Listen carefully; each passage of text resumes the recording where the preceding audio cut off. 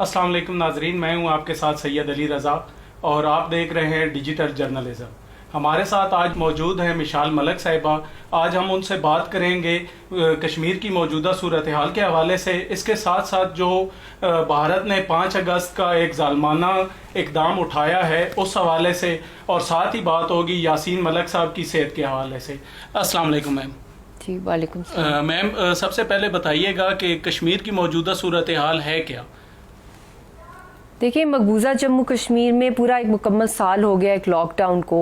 5 अगस्त को जो इकदाम हिंदुस्तान ने उठाया वो बल्कि एक प्रेसिडेंशियल ऑर्डर था जिसके थ्रू उन्होंने एक लीगल लॉ पास किया और एब्रोगेट किया आर्टिकल 370 और 35A को, जो कि एक लॉफेयर किया। उन्होंने वॉरफेयर नहीं किया, एक जंग मुसल्लत कर दी निहत्ती कश्मीरी कौम के ऊपर और उनको रेफ्यूजी का स्टेटस दे दिया हिंदुस्तान ने, और जितने भी हमारे मलकियत के राइट्स हैं वो छीन लिए हैं।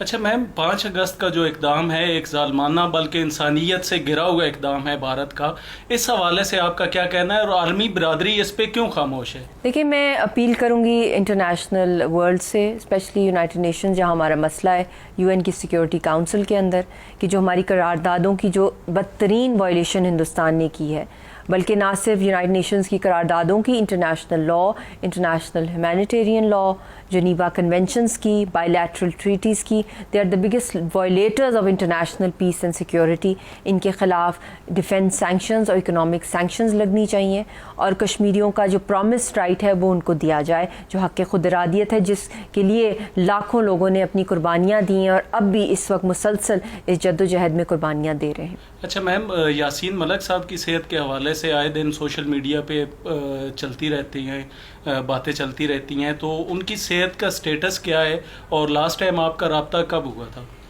देखिए, उनको इस वक्त दुनिया की सबसे ख़तरनाक तरीन जेलों में तिहाड़ जेल का एक बहुत बड़ा ऑब्वियस नाम आता है। जिस तरीके से वहाँ पे मकबूल भट्ट शहीद की, अफजल गुरू की और बहुत से मासूम लोगों को फांसी चढ़ा दिया गया, उनको टॉर्चर किया गया। यासीन साहब को भी तिहाड़ की डेथ सेल में रखा हुआ है, उनके ऊपर भी फ़िज़िकल और मेंटल टॉर्चर किया जा रहा है। उनको बेसिकली हिंदुस्तान की मुकम्मल कोशिश है कि उनकी विल पावर को तोड़ा जाए, क्योंकि लीडर ही होता है जिसके पीछे कौम चलती है, और वही लीडर ही अगर निडर हो, इतना दिलेर हो, इतना बहादुर हो। और आपने देखा ही होगा जिस तरह उनके साथ पिछले साल और इस साल जो कुछ उनके साथ किया जा रहा है, वो भूख हड़ताल भी उन्होंने अनाउंस की थी मगर कुछ अरसे के लिए डिले कर दी कोरोना की वजह से। उनसे कोई हमारा राब्ता भी नहीं है।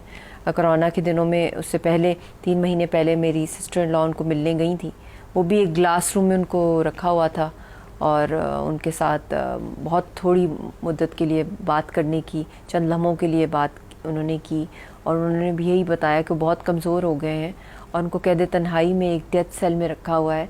तो आप और मैं, हम लोग दुआ ही कर सकते हैं उनके लिए, क्योंकि ये इतनी ख़तरनाक जेल है और जो ट्रीटमेंट की जा रही है ये एक मौजज़ा ही है अल्लाह ताला का, कि जिस तरह हमेशा अल्लाह ताला ने यासीन साहब को बचाया है, ये भी इंशाल्लाह अल्लाह का कोई मौजज़ा होगा कि वो बचेंगे, मगर हिंदुस्तान ने अपनी तरफ से कोई कसर नहीं छोड़ी है। मैम बहुत शुक्रिया आपका, और पूरी कौम की दुआएं यासीन मलक साहब के साथ और कश्मीरी अवाम के साथ हैं। अल्लाह पाक उनको सेहत दे। बहुत शुक्रिया। आमीन।